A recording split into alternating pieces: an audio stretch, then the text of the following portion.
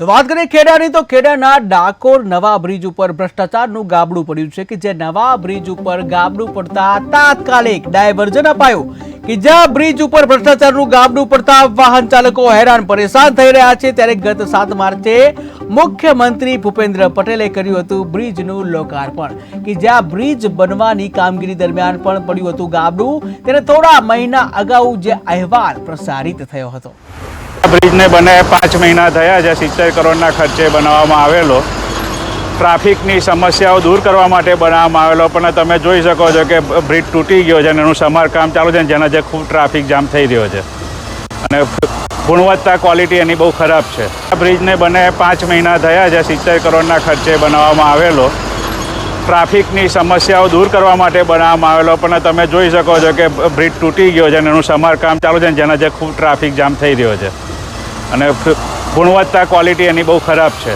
આ બ્રિજને બને 5 મહિના થયા છે। 70 કરોડના ખર્ચે બનાવવામાં આવેલો ટ્રાફિકની સમસ્યાઓ દૂર કરવા માટે બનાવવામાં આવેલો, પણ તમે જોઈ શકો છો કે બ્રિજ તૂટી ગયો છે અને એનું સમારકામ ચાલુ છે, જેના જે ખૂબ ટ્રાફિક જામ થઈ રહ્યો છે અને ગુણવત્તા ક્વોલિટી એની બહુ ખરાબ છે। આ બ્રિજને બને 5